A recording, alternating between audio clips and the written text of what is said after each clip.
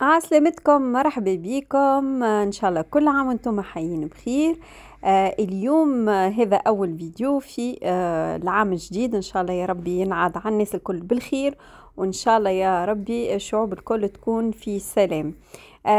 رجعت لكم اليوم باش نعطيكم وصفات متاع سليطات تنجموا تعملوهم في رمضان. هكا نعطيكم افكار بويسك في رمضان ياسر نستهلكوا هكا لي غوسيت، فنفدوا من التقليدي ونحبوا هكا نعملوا حاجات جديده. اليوم باش نودكم بثلاثه وصفات متاع سلايط، زوز يتقدموا باردين وحيده منهم باش تتقدم سخونه، اللي هي سلطة البطاطا. هذه اللولانية اللي باش نعملوها. جوست انا قصيت مكعبات بطاطا، حطيتهم في البلاتو، فوحتهم شوية زعتر وشوية ملح وحطيتهم في الكوشة. باش نحضر لها لهنا شوية بصل، لهنا حطيت بصل كيما شفتوا في شوية زبدة وزيت زيتونة، وحطيت لهم نتفة متاع سكر هكا باش يعطيهم اللون هذاك متاع الكراميل، هكا يعطيها نكهة سبيسيال. وحطيت في الاخر كريم ليكيد وصبيتها على البطاطا بعد ما طبت لنا. سهله على الاخر وما تستحقش برشا وقت الحقيقه. جوست لهنا باش نرش عليها شويه معدنوس شايح. تنجموا تستعملوا المعدنوس الفريشك، انا ما عنديش فاستعملت المعدنوس الشايح. وهذه هي وصفتنا اللولانيه. نجيو تويكا للوصفة الثانية. الوصفة الثانية معروفة في تونس، سلطة متاع فجل.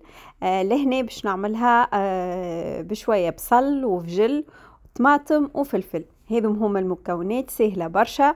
لهنا باش نرحي البصل والفجل كما تشوفوا هكا باش يجيوني مكعبات صغار، وقصيت الطماطم والفلفل اكوتي. ما حبيتش نحطهم الحقيقه في لاباري هذيك باش ما يجيونيش ياسر جويدين. لهنا باش نفوح بشويه نعناع شايح، شويه فلفل اكحل وشويه ملح كهو، ما نستحقش حاجه اخرى.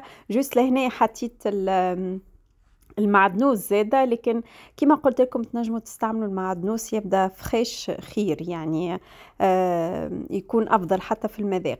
لهنا ضفت لهم في الاخر زيت زيتونه، وهذه هي سليطتنا. تنجموا تزينوها باللي تحبوا نتوما. انا حطيت شوي زيتون كبار وكورنيشون، وحطيت من فوق بالكل التون. هذه هي سليطتنا، تتقدم بارده بنينه بنينه، ما تتخيلوش قديش. فما عليكم كان تجربوها. هذه سليطتنا الثانيه. نجيو تويكا للسليطه متاعنا الثالثه. لهنا خديت حكه متاع حمص. انا الحمص متاعي لهنا بريسك طايب، انتوما والحمص اللي عندكم. جوست انا ضفت عليه شويه كركم وشويه ملح وخليته يعمل غلوه فوق النار حتى للي طاب. تويكا باش نحطه في الميكسور، باش نضيف له شويه من الماء هذاك اللي طاب فيه، وباش نضيف له سنه متاع ثوم، شويه زيت زيتونه وشويه قارص زاده هكا عصره متاع قارص. وحطيت في الاخر بالكل مغرفتين متاع كريم ليكيد وفلفل اكحل ما تنساوهش.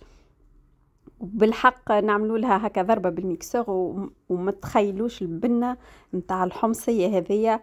صحيح في تونس ما نعملوهاش برشا، يعني بالحق ماناش ماهيش من تقاليدنا، لكن بالحق بنينه ياسر. انا لهنا حطيت شويه نعناع زاده، والبصل اللي حضرته للبطاطا خليت منه شويه حطيته فوقها.